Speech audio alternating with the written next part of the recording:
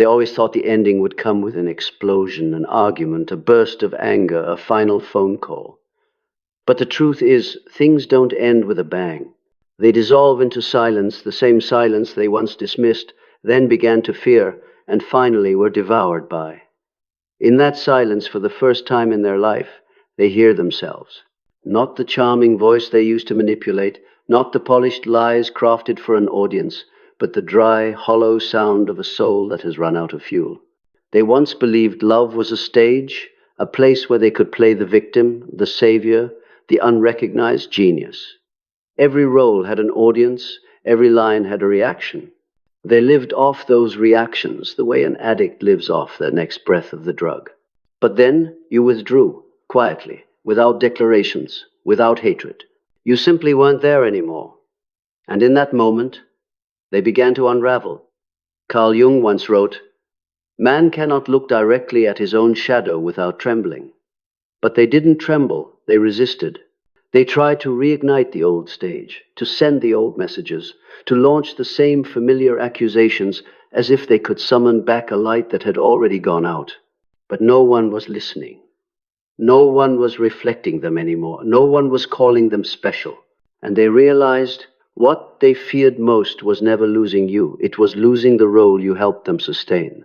Their self did not exist outside your attention. When your gaze turned away, they vanished. When you went silent, a part of them died. And when you forgot, their entire world collapsed. There is nothing mystical about it, only a stark truth. They destroyed the only love that was ever real, just to protect an image of themselves. And when that image cracked, they no longer knew who they were. This is no longer a story about someone who lost a lover. It's the story of an ego that lost itself. The play ends not with tragedy, but with emptiness, a dark stage, an actor still standing there, reciting outdated lines until even their voice fades into nothing. And somewhere, amidst that collapse, another soul, the one they once manipulated, has walked away in peace, needing neither victory, nor recognition, nor memory. Because sometimes true triumph isn't survival, it's simply no longer belonging to their performance. They enter love the way an actor steps onto a stage with burning eyes and flawless lines. Every gesture, every word, every tender act is calculated to produce a reaction that can feed them. When you smile, they feel powerful.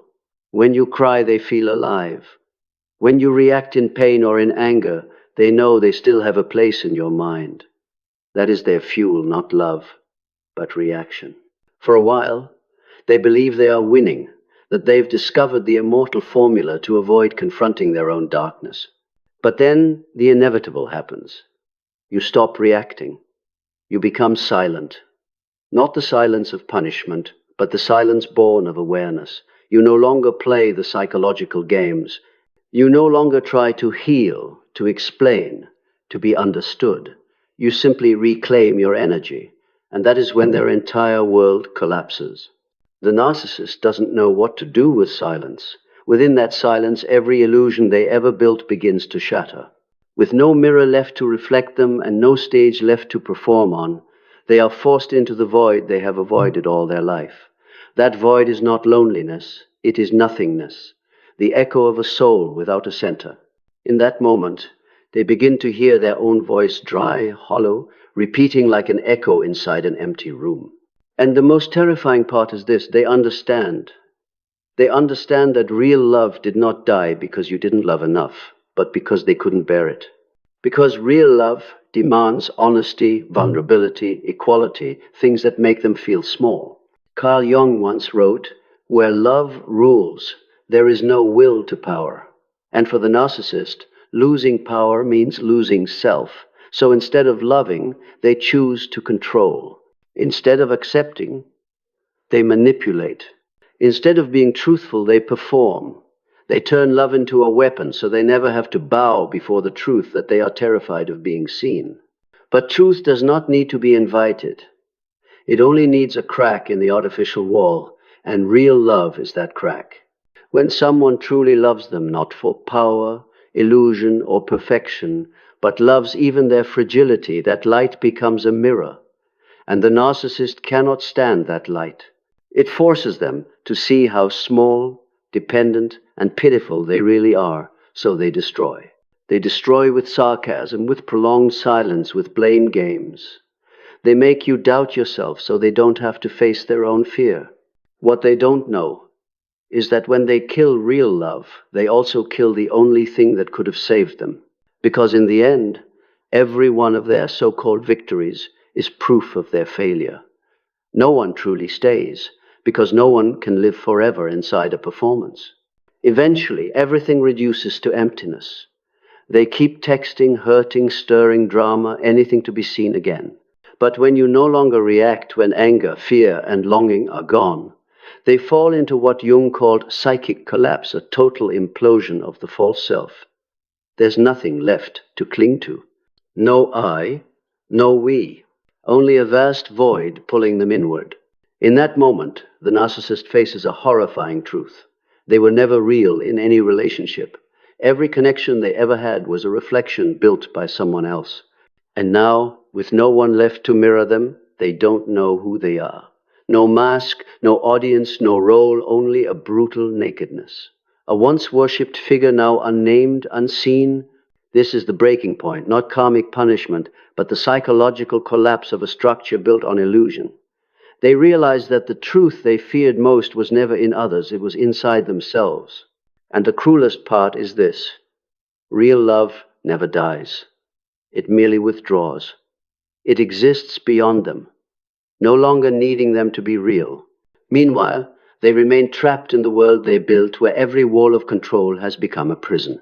There is an image that often appears in the dreams of such souls. Jung once described it: a ruined house filled with mirrors and no doors.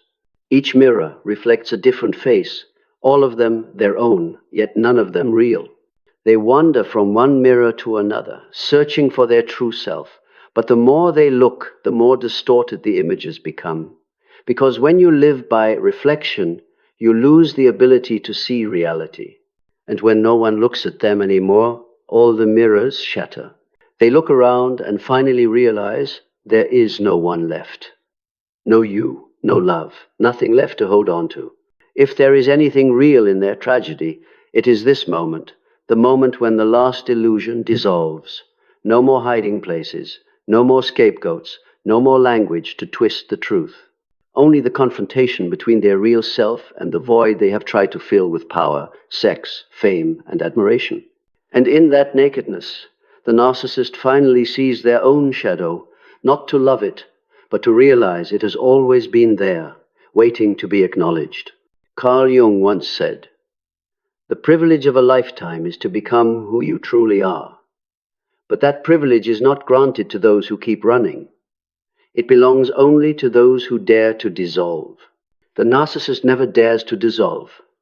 They fear losing their image more than losing their soul. They fear being forgotten more than being hated. They would rather be despised than ignored, because in their psychology, to not be seen is to not exist. And when you disappear, they don't just lose you, they lose themselves. From an early age, they learned a distorted truth. Whoever controls another person's emotions will never be hurt. And from that moment, they turn sensitivity into a weapon. They can sense your fear, read the uncertainty in your eyes, and use it to construct their game of power. When you need comfort, they go silent. When you need space, they suddenly come close.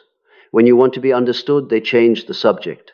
Every one of your reactions becomes a conditioned reflex that maintains their position. This is the craft of psychological power, where emotion becomes mechanical, reduced to formulas. A compliment is not validation, it's a switch. An apology is not reconciliation, it's a reset of hierarchy. They learn to make you dependent through small drizzles of emotion, a bit of sweetness, a bit of coldness, a bit of confusion. And you, in your effort to understand, unconsciously become the software running inside their system. But that system is unsustainable. It consumes itself. Every mechanism of control requires fuel your reaction. And when no one reacts anymore, the system begins to spin in its own vacuum. That is when they experience what Jung called the void, the nameless emptiness the undeveloped soul must face once its mirrors are gone. Most people meet that void through meditation, art, or love. But for them, the void feels like execution, because it whispers one unbearable truth: I never had a self of my own. Inside them, two forces are always at war: the instinct to control and the human longing to be loved. But because the first is stronger, the second is strangled, imprisoned in the unconscious. When the longing to be loved tries to rise, it terrifies them, because to love means to lose control. They cannot endure that feeling. They suppress it with sarcasm, cynicism, and mockery. Love is weakness, they say. I don't need anyone, they insist. Yet beneath that icy armor lies a child who was never truly loved. Jung called this the wounded child archetype, the abandoned inner child that forever lives inside the armor of a conqueror.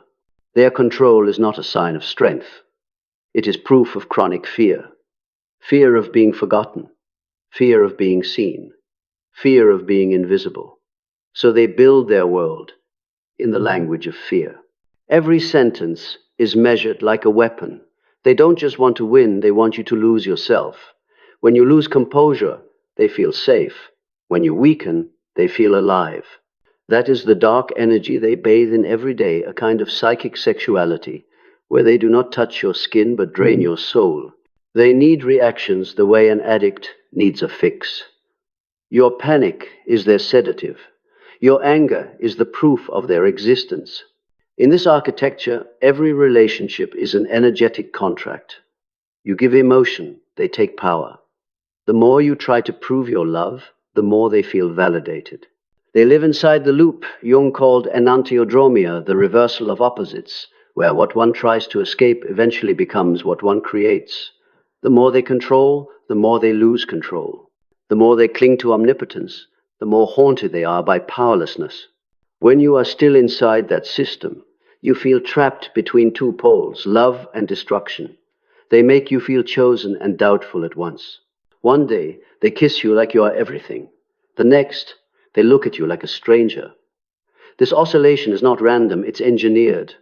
They understand human nature. Inconsistency breeds addiction. Uncertainty breeds obsession. And they exploit it like psychological chemists. They dilute love with fear and make you drink it sip by sip until you forget the original taste of trust. But what they don't understand is that any system built on manipulation eventually collapses. One day, you are exhausted. You stop reacting, not because you want revenge, but because you have nothing left to lose. That exact moment is when their system begins to tremble. Like a machine losing power, it doesn't shut down immediately. It shudders, groans, and then falls silent. That is the first fracture. And if you are aware enough, you'll see they don't collapse from guilt, but from the loss of a mirror. When no one exists to make them feel real, they begin seeking new reactions. They will try everything: pity, slander, feigned weakness, false transformation. But it's still control. In Jung's language, this is the phase of inflation, when the ego expands in denial of its darkness. They invent new enemies, new sources of supply, even rewrite your story with themselves as the victim, just to reclaim the spotlight. Yet the more they perform, the deeper the void grows. Because no one can love an image forever. Images always crack when there's no authentic energy to sustain them. Here lies the paradox. What they fear most, losing control, is the only door to freedom. Jung said, a soul is healed only when it dares to descend into its own darkness. But they do not dare. They stand at that threshold trembling and turn away. And like all fugitives, they repeat. Every new relationship is a refined version of the old one, different face, same script. For them, love is never a meeting. It is a repetition, a ritual to preserve control and avoid the void. But no one escapes their shadow forever. One day, when the final reflection shatters, when every excuse has run dry, they will face the one question control cannot answer. Who am I when there is no one left to control? That is the point every narcissist reaches and most never cross. They can replace you, but they can never replace the feeling of having once been truly seen. And though they will never admit it, deep down they know what they destroyed was not just a person, it was their only chance to become human. If we look with the eyes of a psychoanalyst, they are the product of extreme defense mechanisms.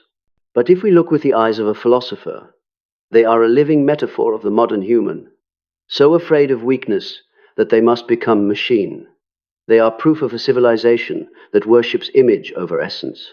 In that sense, the narcissist is not merely an individual, but a mirror of the age. We are all learning to control, to curate, to perform, forgetting there is another way to exist authentically. And that is the most tragic paradox.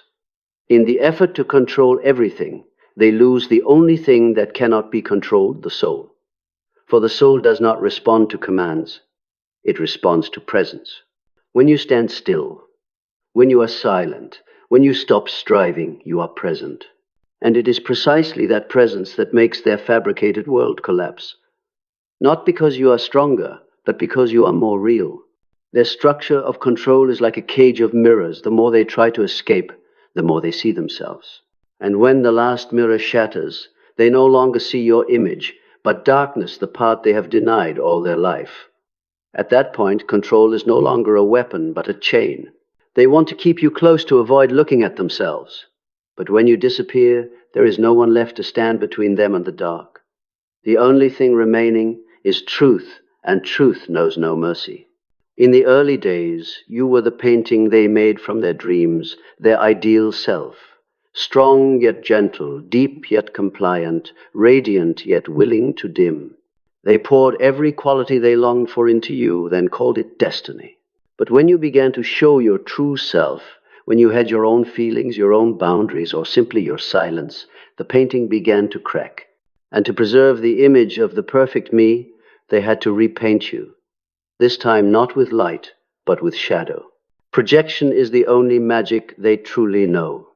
They take their own weakness, shame, and humiliation, wrap it in language, and stick it on you like a label. Selfish, crazy, ungrateful, too sensitive. Each label is a piece of themselves pushed outward so they don't have to look at it. You become the screen onto which they project their film, and they, like a deluded director, believe the film is real. Jung called this the displacement of the shadow. When a person is not mature enough to integrate the dark, they are forced to throw it away. But the shadow does not disappear, it only relocates. It migrates to those sensitive enough to feel it. And that is why they are drawn to people of light, the empathic, the authentic, the loving. Only those with depth can hold that much darkness. In you, they find a temporary refuge for the parts of themselves they cannot bear. And then they begin to breathe easier. They confuse that feeling with love. But it is not love, it is relief from dumping their shadow onto someone else. They call you a source of light, but they do not want your light to shine back. They only want it to absorb their darkness. When you start reflecting the truth, when you say, "This isn't me, this is you," they panic. Because at that moment the reversal begins. The darkness they threw out returns. In your eyes they see themselves bare, pitiable, weak. They call it betrayal, but it is truth. And no one hates truth more than those who live by lies. Projection is a subtle addiction. It grants them a sense of purity by soiling another. Whenever they feel guilty, they try to make you feel guiltier. Whenever they feel small, they make you feel useless. They will tell you that you are too sensitive, overthinking, incapable of love. But if you step back and look closely, you will see they are speaking about themselves.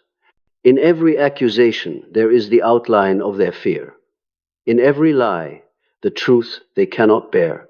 The cruel part is, they believe what they say. This is not a conscious game. It is a survival mechanism deep in the psyche, where the ego chooses distortion over dissolution. They must believe it's your fault, otherwise they collapse on the spot. Truth, for them, is corrosive acid. They cannot touch it without burning. And so they live inside the world. They built a closed universe where you are the cause of everything, where they are the perpetual victim of their own script. Jung called it psychic possession, when the ego is seized by its own shadow and can no longer tell projection from reality. At this level, they no longer live in our shared world. They inhabit a private cosmos of illusion, where every relationship is just another version of themselves talking to themselves. If you ever tried to wake them up, you have seen the familiar sequence: denial, attack, then reversal. This is not strategy. It is the neural reflex of a mind trying to preserve its structure. For if they admit you are right, the entire defense system, the one that kept them alive since childhood, collapses. The sad truth is, deep inside, a part of them knows you are not wrong, but that part is too weak to prevail. It is drowned out by the ego's scream, "Impossible, I am not the bad one." And so they choose to destroy you, rather than destroy the idol they worship. Projection does not stop when you leave. In fact, it intensifies. When you are silent, they lose a target for their shadow. They need someone else to carry it, so they create new supply, not to love, but to keep projecting. You will see them resurrect quickly, loving madly, glowing as if they'd never known pain. But look closely. It isn't love. It is reprojection, a loop, another replica of the same addiction. Each time the new person reflects light, they feel alive. But that light, like all true light, soon shines on the dark. And then the cycle restarts. Idealize, manipulate, devalue, blame, collapse. A wheel that never stops turning because they never look at its hub. Meanwhile, you, the one who once carried their shadow, come to understand something. Every accusation that once hurt you was never the truth about you, but their diary. Every time they said you were not enough, they were feeling worthless. Every time they called you crazy, they were losing control. Every time they said you hurt me, they were afraid to face their own hurt. When you realize this, you no longer feel anger. You feel compassion. But it is not the kind of compassion that saves, it is the kind that separates. Jung described this moment as the withdrawal of projection. When you reclaim the parts of yourself they had occupied, you also return to them the parts of theirs you had been carrying.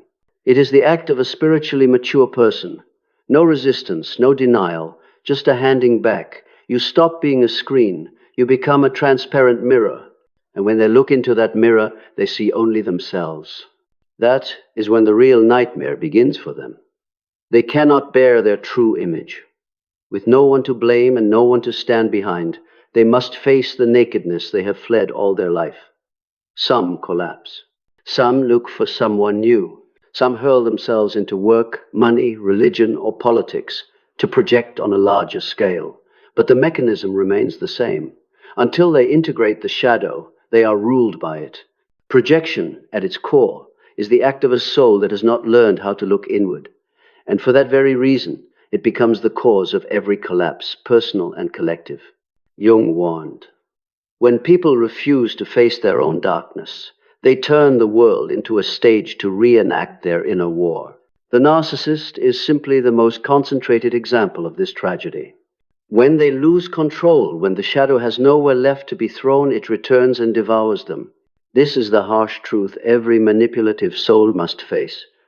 You can project forever, but one day every image returns to its source, and when it returns, it brings back everything you have refused. Their final collapse does not come from the outside. It comes in the moment they look around and realize every enemy they fought, every victim they blamed, every love they destroyed were all different versions of themselves. Then there is no one left to control, no one left to screen, only them and the dark. And perhaps if their soul is strong enough, they will begin what Jung called the work, the true task of a human being, integrating the shadow. But most never get that far. They run. They look for another counterfeit light. And the world gains yet another loop. When there is nowhere left to cast the dark, the mask begins to crack. At first, only hairline fractures a sentence that misses its beat, a look that no longer convinces, an acquaintance who no longer sees the old glow. Then the cracks spread quietly, but inexorably. All the glossy layers they once lacquered on charm, success, morality, love, sacrifice start falling off piece by piece. Not because someone exposed them, but because the structure itself has rotted. A mask exists only as long as someone believes in it, and when no one believes, it disintegrates. Carl Jung called the persona the mask that a person wears to live in the world. Everyone has one. But for the narcissist, the mask isn't a tool, it is the self. They don't just wear a mask, they are the mask. There is no boundary between actor and role. Their whole life is a performance with no backstage. And because there is no backstage, they have never learned how to be alone. When the persona begins to crack, they fall into what Jung called psychic disintegration, a spiritual unraveling. Every memory, every belief, every role that once let them feel like they were somebody suddenly becomes alien. They look in the mirror and don't recognize the person there. They speak the old lines and feel no power. They laugh and hear no echo. The I that used to be the center of every universe becomes a lost silhouette. This is not punishment. It is psychic physics. A structure built on reflection collapses when it loses its mirror. At this level, there's no more blame, no more strategy, only the cold collapse of awareness. A lifelong show halts, and the actor forgets the script. They try to recover familiarity through old behaviors, seducing, persuading, pulling strings, but the words no longer work. People hear without believing. The world appears to have grown immune to them, and that terrifies them more than any penalty. All their life they believed that if they spoke, the world would bend. If they cried, others would soften. If they smiled, the crowd would applaud. Now everything stands still. That silence is the first mirror that reflects reality. They are no longer the center. As the persona dissolves, the strata of shadow beneath it rise fear, humiliation, shame, and emptiness. What they once dumped onto others now returns with nowhere to hide. It no longer takes the shape of people or stories. It is thick, breathless energy. They lose sleep and appetite. They fidget. They fear light, quiet, and their own reflection. Not because they have lost someone, but because they have lost themselves. Jung wrote, "The collapse of the persona is a necessary condition for the birth of the self.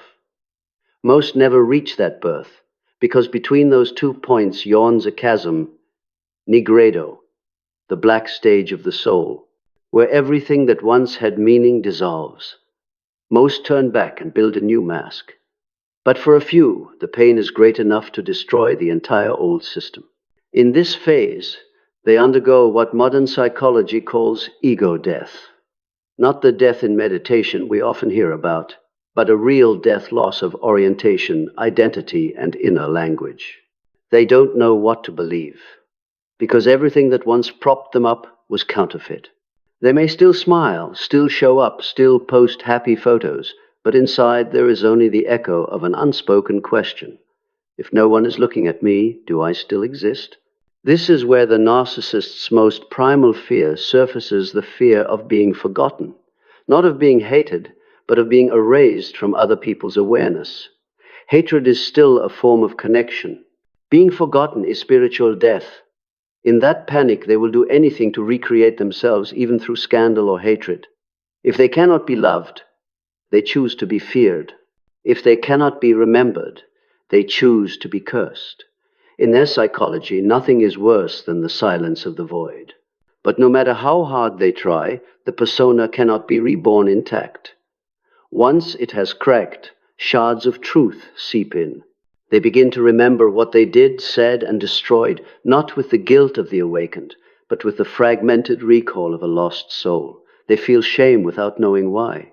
They feel regret without knowing where to begin. And then, in rare moments at night, when there is no one left to perform, for a small voice rises within. If I was never who they thought I was, then who am I?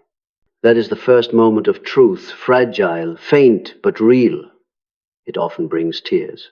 Not the tears of remorse, but the tears of someone who, for the first time, feels their inner emptiness without running. If they are brave enough not to shut it down, the soul can begin to heal. Most do shut it down. They call the old supply find someone new, invent another story, anything to avoid hearing themselves. The dissolution of the persona is not an event. It is a process both tragic and sacred. With every fallen mask, a piece of the soul is set free. But for the narcissist, this is catastrophe, because they have nothing but the mask. In the final dreams of this stage, Jung noted they often see themselves being chased, or watch thousands of faces they once wore melting in a mirror. The unconscious is at work, breaking down the false layers to make space for what is real. If you once loved them, this is when you feel something strange. Neither anger nor tenderness, but a quiet, distant compassion. You look at them and realize they are no longer the enemy, but a soul trapped in its own web. The saddest part is they could escape, but they won't. To escape, they must accept a death not of the body, but of the ego. And not everyone is brave enough to die before being reborn. The modern world celebrates strength, victory, confidence, qualities that only feed their persona. But no one teaches them how to dissolve. No one says that sometimes collapse is not failure, but a beginning. No one says real love starts where image ends. And so they keep running, patching, performing until there is no audience left. At the end of this stage, a few stop. Not because of enlightenment, but because of exhaustion. They no longer have the strength to fight themselves. In that fatigue, a strange silence appears, not despair, not resistance, just a pause. And sometimes that pause opens the first crack of light. Because true light never shines from the outside. It rises from the darkness once a person agrees to look. When the persona dissolves, what remains is not nothingness, but the possibility of rebirth. But before rebirth, they must pass through the death of the image. That is the tragedy and the baptism at once. A soul that lived by reflection, seen truly for the first time. After the mask dissolves, what remains is not remorse, but silence. A silence without anchor, not because of peace, but because there is no one left to listen. In that emptiness, their oldest fear awakens the fear of being forgotten. Not forgotten in the ordinary sense, but of not existing in anyone's memory at all. For them, existence is not who am I, but who is looking at me. When no eyes remain upon them, existence loses its definition, and the soul panics, like someone falling into the void. That fear of being forgotten does not arise from the present, but from the past, from childhood moments when they cried out and no one answered, when their feelings were dismissed as a nuisance, when their presence produced no response. That child grew up with a hidden belief. If I don't make an impression, I will vanish. So for a lifetime they learn to impress through success, seduction, suffering, tragedy, anything to make the world look back. Attention is oxygen. And when you cut it off, they feel like they are suffocating. But what they don't know is this. No one dies from being forgotten. People only die from not being real. And they, who have lived their entire lives inside reflections, dissolve like mist when no one is looking. For the first time, they must face themselves without an audience, and that is the sight they cannot bear. No light, no mirror, only a bare, blurry figure suspended in emptiness. No lines, no story, no meaning to cling to. This is the void of being Jung, spoke of a place where all forms disintegrate, and the soul must choose to dissolve completely or to be born again. In those days, they wander like the deranged, searching for traces of themselves in other people's memories. They scroll through old messages, reread words that once made them feel loved, replay songs that once had you in them, reach out to mutual friends to ask about you, not because they miss you, but because they need to know whether they still exist inside you. Every time someone mentions them, they can breathe. Every time no one does, they sink deeper into the dark. In their dreams, strange scenes appear, empty houses, doors opening to vacant rooms, calling someone's name with no reply. The unconscious reenacts the terror of erasure. And when they wake, they rush into the world to prove the opposite with actions, noise, a comeback. They post photos, tell stories, do whatever it takes to make a sound, just to feel the world echo back, you still exist. But echoes cannot save them because they don't come from others. They bounce back from the hollow inside. Jung once wrote, "Nothing is more frightening than being cut off from the stream of symbols, for then the soul no longer knows where it belongs. For the narcissist, being forgotten is not merely losing love, it is being severed from the psychic universe in which they were the center. When you no longer think of them, they feel like an entity expelled from the coordinate system of existence. That is the second death, the death unobserved. And for them, nothing is crueler than a death without an audience. So they do everything possible to survive through someone else's memory. If they can't be loved, they'll leave a scar. If they can't make you remember them with tenderness, they'll make you remember through pain. They want to carve themselves into your mind like a wound, so that when you look in the mirror, you still see them somewhere behind you. That's why they return not out of remorse, but because they can't bear the thought that you are living well without them. The fear of being forgotten is not weakness. It is the punishment of a life without content. When you have no true center, you must live inside others' awareness to know you exist. And when others withdraw, you fall into the void where there is no I. This is the collapse of self-recognition, what Jung called ego collapse. At this point, they don't need forgiveness. They need remembrance. In their mind, being hated is still better than being ignored. Hatred is a kind of light. Forgetting is absolute darkness. Yet the paradox is this: only when one is truly forgotten does the soul have the chance to be reborn. When no one remembers you, you have no role. Without a role, you no longer need to perform.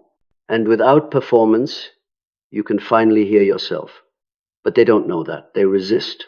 They scream your name in thought, repaint you in memory, rewrite history to ensure they remain the protagonist. In doing so, they cling to the remnants of a dead persona. But the more they cling, the farther they drift from reality. Your silence now is no longer a weapon, it is a ritual. Each day you do not speak their name, another layer of their illusion dissolves. Each night you sleep peacefully without dreaming of them. Their old persona loses another fragment of energy. Eventually, they begin to feel something they cannot understand. Your peace hurts them, because it proves that the world keeps turning without them. That they were never the center, only a brief spark that went out. Some ask, do they ever truly regret? The answer is yes, but not in the way you think. They don't regret hurting you. They regret losing the feeling of being important. Their regret is not directed at you, it's directed at their ego. They ache not because you left, but because you could. And in that realization, they meet the deepest fear of every unformed soul, that they are nothing. In those moments, some collapse.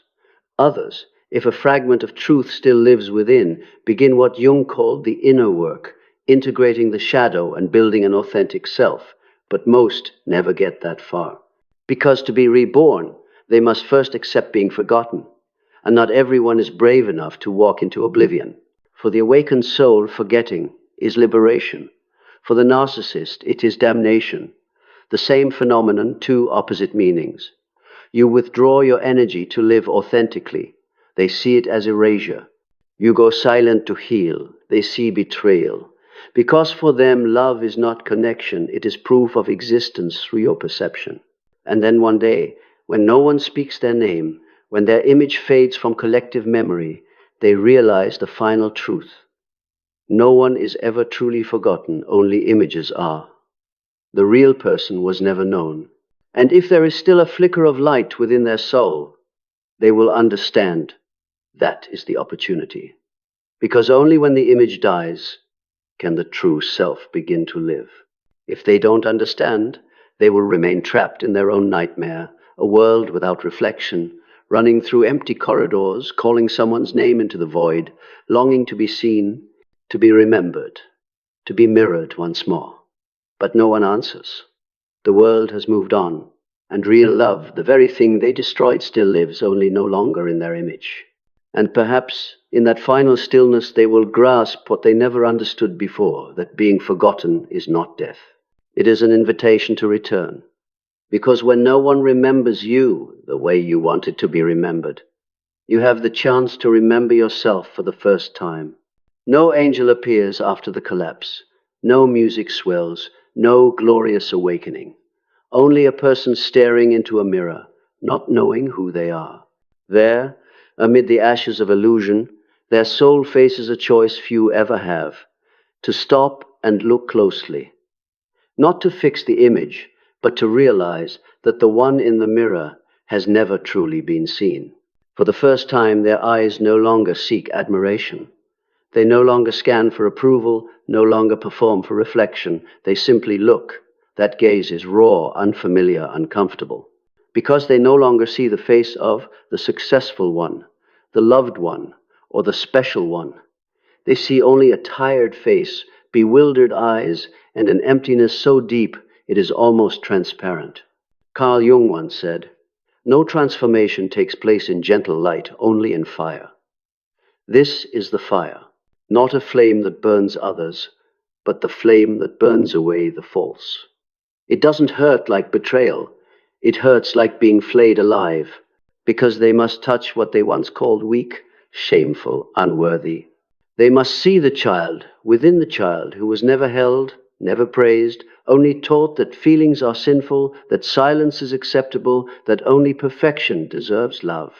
When they see that child not through the lens of victimhood or control, but simply see it without justification, without scorekeeping, without hunting for reasons, they begin to touch what Jung called the self, the true being beyond every role.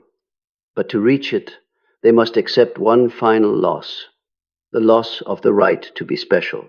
Only when you stop trying to be different can you be real. For the narcissist, this is the hardest lesson. Their whole life has been built by separating themselves from others. They don't want to belong, they want to be above. And now, when all comparisons collapse, they are no higher and no lower. They are simply one among many. Strangely, that is the beginning of a true heart. During this phase, their soul swings in strange oscillations. One day, they feel calm. The next, panic forces them to reconstruct the old image. But each attempt feels hollower. Seduction no longer works. The lie tastes sour in their mouth. They begin to tire of themselves. And that is a good sign. When you grow tired of illusion, you are close to the real. No one knows what happens in that room, the room where they sit alone at midnight, phone in hand, with no one to call. It is the moment of metanoia, a turning of the heart-mind. There is no audience, no script, only the truth. I ruined everything because I did not know how to love. When that sentence is spoken not to be forgiven, but simply to be acknowledged, the universe shifts tempo. Because once truth is named, it stops being a burden, it becomes a doorway. The soul then begins relearning the primal lessons everyone assumes are obvious. How to listen without controlling, how to give without calculating, how to exist without being witnessed. Every small act, an apology that is real, a silence that is real, a loss that is accepted, becomes a ritual. With each one, the shadow shrinks, not because it is destroyed, but because it is understood. Jung wrote that healing happens when the ego and the shadow shake hands. In the quiet room, that hand is offered. There is no spotlight, only warmth. They realize the shadow was never the enemy. It is the only honest part left in their life. It does not wish to destroy them, it only wants recognition. When they stop warring against it, the soul begins to reassemble. Salvation does not arrive in a mystical flash. It arrives when they do the one small thing they never could. Take responsibility without excuses. Write an apology not to win someone back, but to return energy. Acknowledge hurting someone without blaming the past. Stop telling the story of, "I was harmed," and begin to say, "I caused harm." Each such act, however small, is the first step on a long road of rebirth. But true rebirth is not loud. It doesn't promise a dazzling new life. It offers quiet, a severe kind of peace, like the moment after a storm, when one stands among ruins and breathes for the first time without pretending. They no longer strive to be better, higher, or more loved. They simply want to be more true. And in that instant, the soul dormant for decades stirs. No one knows whether they will hold on to it. Some will fall back, dragged toward the old ego. Others, if humble enough, will learn to move slowly, to look, to listen, to live like someone returned from the dead. They won't talk much. They won't try to prove anything. They will learn to love, not through possession, but through presence. No one taught them this. They simply know, instinctively, that if they want to live, they must choose the real. There is something strange about redemption. It does not erase guilt, it transmutes it. When they understand that, they no longer fear memory. They can look back at those they hurt not to demand forgiveness, but to accept that pain is also a form of truth. And in the moment they stop running, real love, unidealized, undemanding, unimaged, begins to drift in like breath. Not the kind of love that makes one tremble, but the kind that makes one quiet. In this phase, their soul moves from panic to composure. They begin to grasp that no one truly forgets anyone. What is forgotten is only the image. Energy, whether pain or tenderness, remains in the structure of consciousness. Realizing this, they stop obsessing over being remembered. They start learning the inverse lesson, how to remember others without possessing them. Salvation, in the Jungian sense, is not being absolved, but becoming the kind of person who can be absolved. When the soul reaches that place, it no longer needs promises or second chances. It only needs truth, and truth is enough to help them stand. At this point, we are no longer speaking about the narcissist as a character. We are speaking about the human being, anyone who has ever lost themselves in illusion, wandered in the labyrinth of image, feared being forgotten so much that they forgot themselves. Ultimately, this is not just their journey, but ours, to travel from being seen to seeing ourselves. Perhaps this is the greatest penalty and the greatest reward of awakening. You look around and realize there is no one left to blame and no one left to save. There is only you, the one person who can face the mirror without fear. And there, in that unvarnished nakedness, you understand that redemption is not a return to the light. It is becoming the light. After everything collapses, there is a long season in which the empath says nothing. Not because they have no words, but because every word feels heavy. They have lived through too much noise of fake apologies, twisted logic, nights spent wondering if they were crazy for sensing what no one else could see. Now that everything is quiet, they only want to hear themselves breathe. No more crying, no more arguments, only breath, light but real. From the outside, they may seem back to normal, but inside something has changed forever. They no longer trust language the way they once did. They have seen how words become spells. I love you. I only want what's best for you. You're two sensitive hooks that once made them doubt their own intuition. Now, when they hear tender words, they do not rush to believe. This is not bitterness. It is clarity, a sober wisdom. They have learned the price of illusion. Jung once wrote, "A person cannot become whole without having been betrayed by what they believed was love." For them, the line is exact. Because love in the hands of the narcissist became a weapon, and in the healing that followed, they had to relearn that real love does not cost you yourself. At first, old reflexes linger, wanting to understand, to explain, to prove they weren't cruel or cold in leaving. Then, the miracle happens. One day they wake and realize they no longer need anyone to understand. They do not need to be pardoned or recognized. Their goodness is no longer a currency to trade. It has returned to its rightful place inside. That is the day they grasp that their true strength never lay in the ability to forgive, but in the ability to stop. To stop trying to save those who do not want to be saved. To stop justifying what they feel. To stop turning compassion into chains. When they stop, the energy that was once drained begins to return. Not noisy, not radiant, but like groundwater finding its source. Their dreams change. No more dark rooms, no more chasing. They dream of sky, of roads without destinations. The unconscious speaks, "At last, you are free."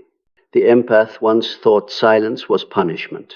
Now they know silence is the language of freedom. Only when no longer manipulated by others' reactions do they truly live. They stop needing anyone to validate their feelings, to deem them reasonable. They stop asking, "Am I too sensitive?" and begin asking, "What is my intuition saying?" From there, their empathy changes form. It is no longer blind pity. It becomes discernment. They can see another's pain without letting it flood them. They can listen without dissolving. Jung called it compassion with boundaries. It is the quality of a soul that has walked through hell and is no longer afraid of the dark. Gradually, they reconnect with the world, but this time not to prove anything. Each person they meet, each conversation, is chosen consciously, not reflexively. They learn to receive without fearing debt. They learn to give without needing to be seen. Something moves within them, a poised kind of power, not the power that imposes, but the power of presence. If before they loved in order to be seen, now they love in order to see others as they are, not as they need them to be. See yourself in every reaction, every tremor, every boundary. See how real love does not possess, it illuminates. When they reach this point, what once was a wound becomes a new sense. They realize pain didn't kill them, it opened their eyes. They understand that kindness is not always gentle. Sometimes it takes the shape of cutting away. And most of all, they know leaving is not the loss of love, but the protection of it from distortion. In quiet moments, they still remember not the other person, but themselves in the past. The one who tried to prove worth by being chosen. The one who confused love with salvation. Yet instead of despising that version, they smile, because without her, they would never have learned to love without self-destruction.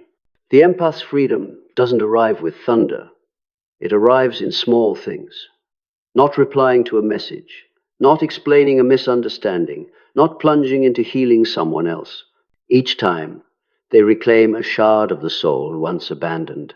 And when they gather enough of those shards, they do not go back. They take a new shape. A person who can love deeply without dissolving. Who can understand without absorbing. Who can feel without carrying another's load. From a Jungian view, this is the moment of individuation when ego and soul converge, when compassion is no longer a survival tool, but a natural expression of awareness. The empath, in the end, isn't a better person, but a more whole one. They don't strive to prove they are right. They simply live in alignment with their being. And precisely when they stop being a mirror for others, they become true light. Not a light to expose others, but the light of awareness, quiet, steady, needing no audience. Somewhere, the narcissist is still wrestling with their shadow, still searching for the lost gaze of reflection. But now they see only someone walking away, not in anger, not in triumph, but in freedom, a freedom they never understood because it doesn't require anyone else to lose for it to exist. And if the soul could speak, it would whisper, "I have walked through hell, but I will not let hell walk through me." There is a silent law moving in the depths of every soul. All energy taken will find its way home. Not by miracle, not by punishment, but by the self-balancing structure of consciousness. Jung called it enantiodromia, the natural reversal, when one pole is pushed to its extreme. When a force is overused, it generates its counterforce. When a soul lives too long in the illusion of control, reality pulls it back with the very thing it fears most: loss of control. This is not payback, but the mechanism of order. Like the sea, no matter how agitated, it returns to stillness. Each manipulation, each lie, each emotion twisted to feed the ego creates a small distortion in that flow. And the soul, like the ocean, cannot tolerate prolonged warping. It must self-correct. When the correction begins, people think they are being punished, but in truth they are being pulled back to their true center. The narcissist once seized others' energy, love, attention, trust, light to feed a rootless ego. Now, as the empath withdraws that energy, the current reverses. What once flowed outward returns to its source. Not with resentment, but with silence. For silence, like a river, knows the way to the sea. At first, the one who used to control feels they've lost everything. But what's lost is not power, it is the illusion of power. The energy was never theirs, it only lodged in them through the trust of others. When that trust withdraws, all borrowed light goes out. And in that darkness they begin to see the real, not others, but themselves, bare, frail, and unlearned in love. Meanwhile, the empath, once drained by unconscious giving, begins to feel energy return to their body. A strange sensation. They no longer need to give to feel worthy. They only need to exist. And that very existence, clear, grounded, unapologetic, changes the energetic structure between two people. Because in the spiritual universe, no energy is lost, only redistributed. This is the law of return. What is not yours will leave you. What is yours, even if taken, will find its way back. But it returns altered, clearer, calmer, no longer stained with need. When the empath reclaims their energy, they do not reclaim the old love. They reclaim the essence of love, the capacity to feel without dependence. They do not snatch it back. They simply open their hands. And the current knows the path. As for the narcissist, when the energy that once sustained them withdraws, they confront the real emptiness. For the first time, they must live on their own inner fuel. But having never learned to generate it, they flail, tire, seek new supply. No matter how much they find, they arrive at the same point. No one can fill the void they refuse to face. The law of the soul does not allow you to use others to avoid yourself forever. And here is the most frightening part. Every energy they once distorted returns in its original form beyond their control. If they sowed fear, they will feel fear. If they sowed shame, they will taste shame. Not because someone wants them to suffer, but because the soul must learn the feelings it caused in order to understand the human. This is consciousness's natural curriculum. Conversely, the empath who once bore burdens that were never theirs starts to feel light.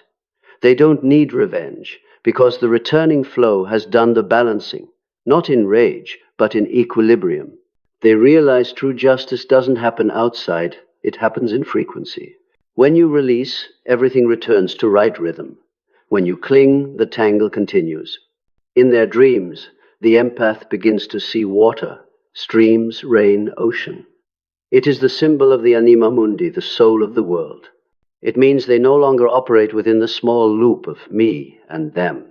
The energy once taken from them doesn't only return to them, it merges with the larger field of life. They become a conduit, no longer a victim. The narcissist, in dreams, begins to see fire, burning houses, melting faces, collapsing memories. Not a curse, but suppressed material burning its way out. Emotions long avoided flood back. No one is punishing them. It's simply that the soul cannot hold darkness forever without producing light. Some collapse, others begin to learn. Sitting long enough in the quiet, among the ruins of their old image, they may hear a small voice. No one took anything from you. You never knew how to keep it. If they do not run, if they listen, that is the true beginning of healing.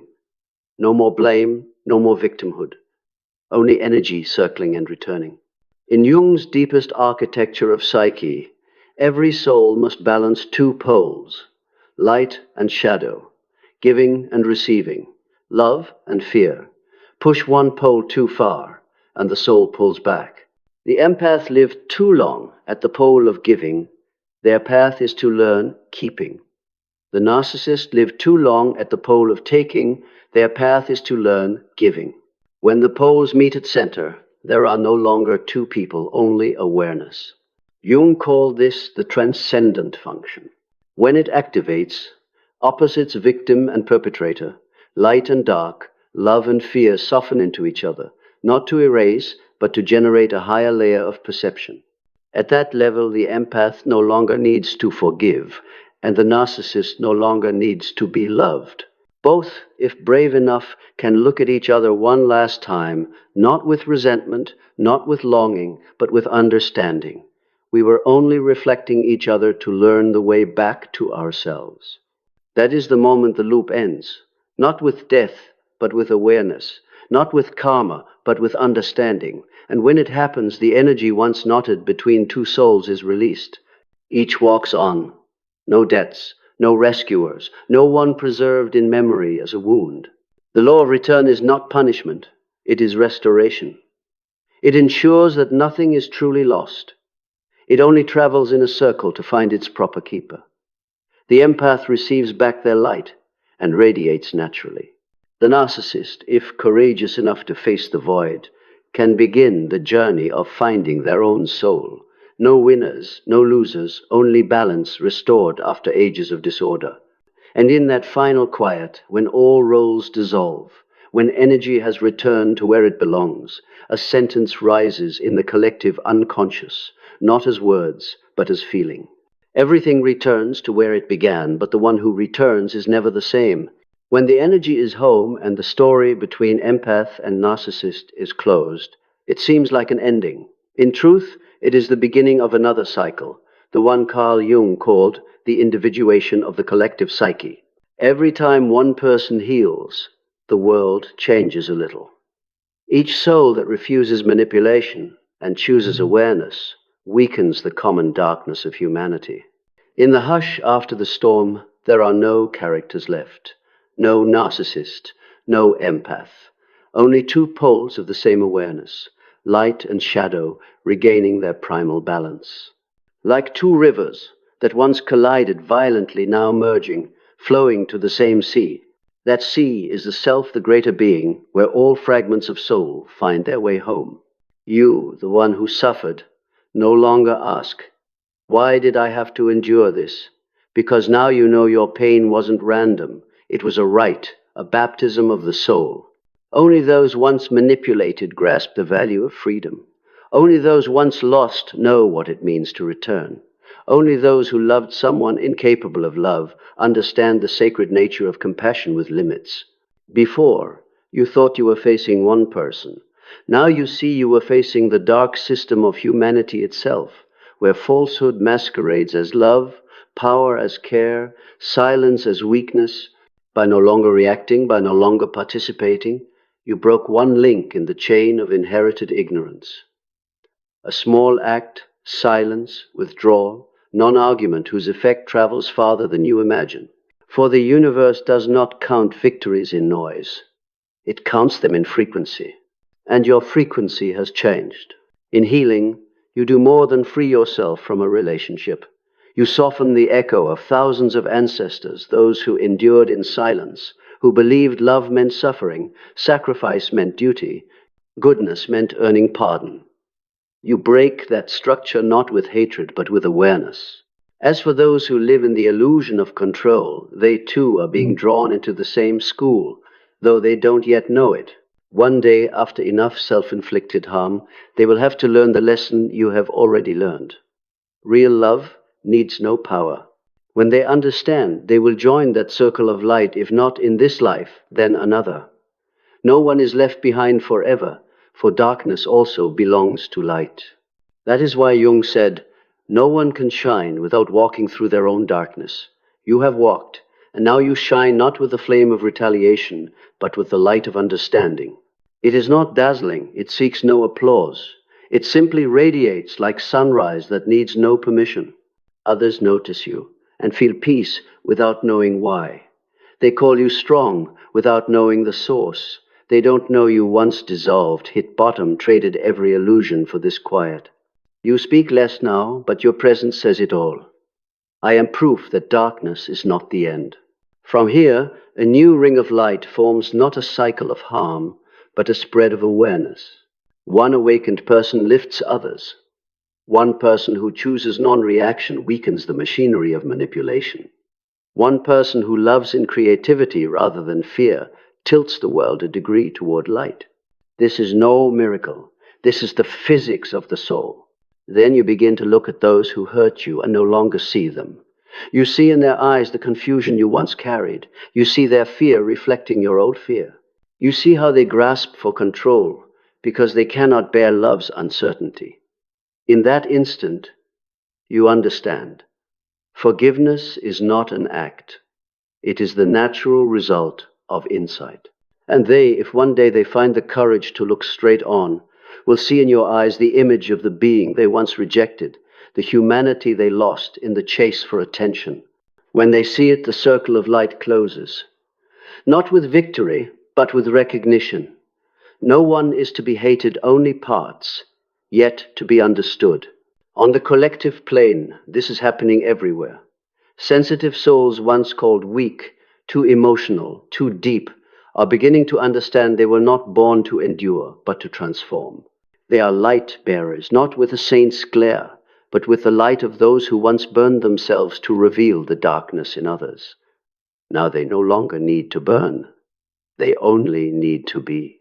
As that spreads, humanity enters what Jung foresaw, the awakening of the collective unconscious. Personal stories yours, theirs are no longer private. They are cells in a larger body learning to become aware. As enough souls move through the cycle of manipulation, awakening, rebirth, the collective darkness weakens.